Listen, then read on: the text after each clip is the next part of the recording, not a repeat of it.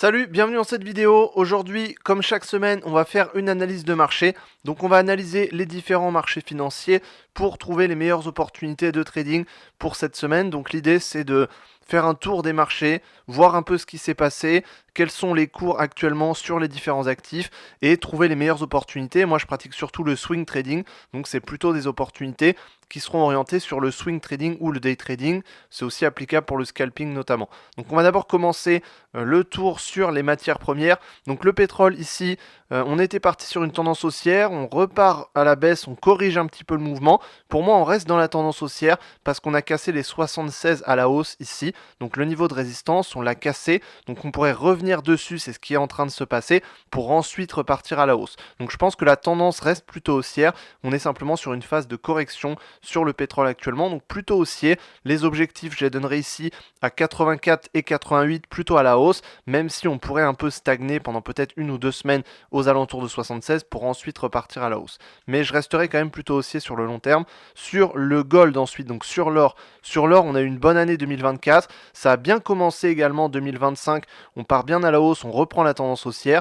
On rebondit sur la résistance aux alentours des 2800. Cette résistance pourrait être cassée possiblement dans l'année parce qu'on a vraiment une tendance haussière sur l'or. Actuellement, par contre, on commence à corriger un petit peu avec cette bougie rouge. Donc on pourrait corriger, repartir un petit peu à la baisse, peut-être repartir sous les 2720 qu'on avait cassé ici, peut-être repartir sur 2600 notamment, qui est un niveau de support. Donc revenir un petit peu, corriger un petit peu, marquer dans le range qu'on a créé entre 2800 et 2530, donc repartir dans ce range-là pour ensuite repartir à la hausse. Donc dans tous les cas, on repartira sûrement à la hausse cette année, peut-être pas tout de suite parce que là on est en phase de correction, mais peut-être un peu plus tard. Ensuite, si on part sur les indices américains, alors tendance plutôt haussière, la semaine dernière on est reparti à la hausse sur 6100, on est reparti à la hausse, nouveau record historique. Aujourd'hui, on corrige, on marque un gap baissier, donc ça corrige sur les indices. On pourrait corriger un peu plus, jusqu'à 5800 notamment. C'est le niveau qu'on avait atteint ici mi-janvier, donc c'était il n'y a pas très longtemps.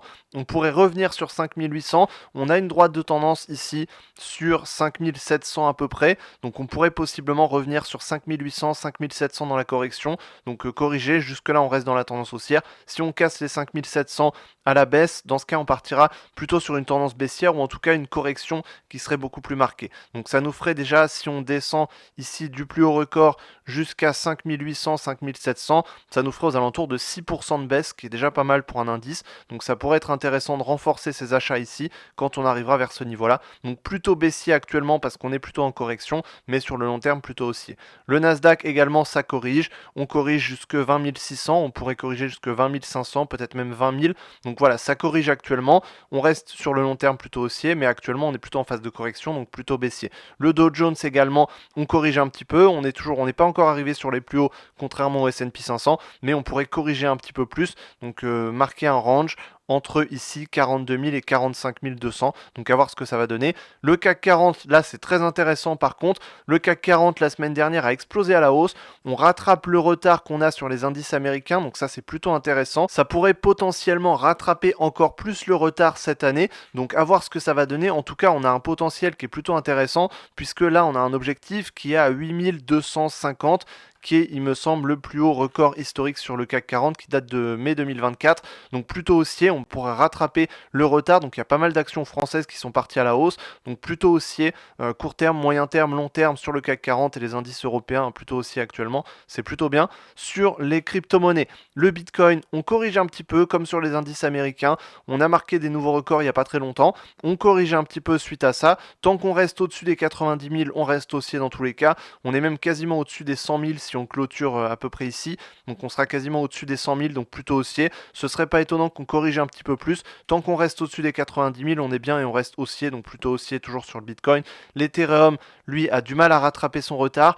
On est descendu à 3100 ici. Si on clôture en dessous, ce serait plutôt un signe baissier. Donc à voir ce que ça va donner. On est quand même venu chercher 3000 ici. Donc à voir ce que ça va donner. En tout cas, à un moment donné, on pourrait peut-être rattraper le retard qu'on a par rapport à Bitcoin. En tout cas, pour l'instant, on corrige un peu plus. Et la correction fait mal sur l'Ethereum parce qu'on n'avait pas atteint le record historique à 4800. Donc pour l'instant, ça corrige assez fort sur Ethereum. Sur le Ripple également, on corrige, mais on a une belle tendance haussière.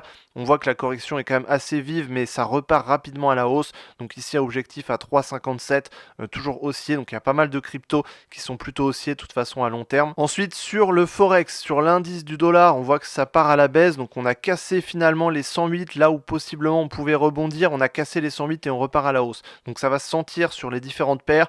L'euro-dollar, on a cassé ici la tendance baissière, on pourrait partir sur une tendance haussière, donc à voir ce que ça va donner. En tout cas ici on casse les 1,045, on a eu un franchissement ici qui est assez clair avec une bougie haussière, donc on pourrait continuer à partir à la hausse.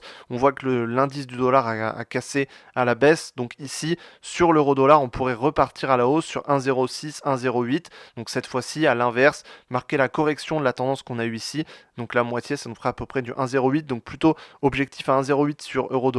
Sur GBP/USD, ça a également corrigé, ça a mis un peu plus de temps, mais ça a corrigé et ça a cassé également la tendance. Donc là-dessus, plutôt objectif haussier à 1,27, 1,28, 1,29, donc plutôt à la hausse.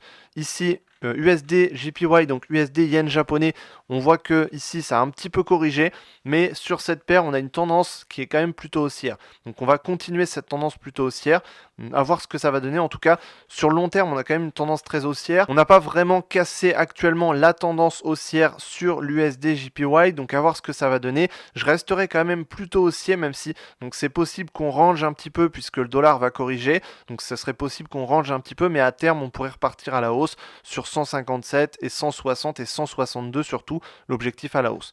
Donc voilà, ça change un petit peu des autres paires. USD CHF également, pareil, on n'a pas encore cassé cette tendance.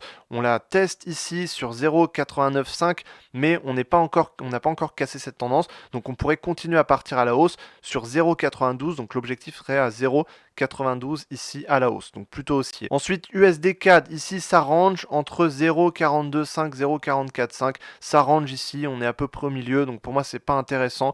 Là on se dirigerait plutôt vers le haut, vers 1,45. Donc objectif plutôt à 1,45 à la hausse. Et ensuite AUD USD. Alors là, c'est un peu différent, on a une tendance baissière, on a cassé donc plutôt haussier sur le long terme, on devrait pouvoir corriger à la hausse cette tendance, donc repartir sur 0,66. Maintenant sur le court terme, on voit que ça corrige un petit peu, donc ce serait possible qu'on retourne sur 0,62, puis qu'ensuite on reparte sur 0,64, 0,65, donc baissier à court terme, mais haussier plutôt à long terme. Donc selon moi, les meilleures opportunités de trading pour cette semaine, sur le CAC 40, on a une bonne opportunité, c'est parti fortement à la hausse la semaine dernière, on a cassé les 7800, 7900 à la hausse, et là on pourrait continuer à partir à la hausse jusqu'à 8300, donc haussier sur le CAC 40, il y a des actions françaises qui performent bien en ce moment. Ensuite sur l'euro-dollar, on a une cassure de la tendance baissière à la hausse, on pourrait partir à la hausse jusqu'à 1,06 et 1,08. Et ensuite sur les crypto-monnaies, on corrige, tant qu'on reste au-dessus des 90 000 sur Bitcoin, on reste haussier, et sur le Ripple, on a également une bonne opportunité sur cette droite de tendance à la hausse, et on vise les 3,55. Voilà, donc j'espère que je t'ai aidé dans cette vidéo à mieux comprendre les différentes opportunités de trading pour cette semaine. Si tu veux en savoir plus sur le trading, accéder à une formation gratuite où je t'explique toute ma méthode de trading qui permet de générer des revenus grâce au trading en automatique et puis en appliquant ça en moins d'1 heure par jour, même si tu es débutant. Le lien est en description, tu peux accéder à une formation complète, je t'explique toute ma stratégie, c'est entièrement gratuit. Donc j'espère que je t'ai aidé et je te dis à la prochaine dans une autre vidéo. Salut!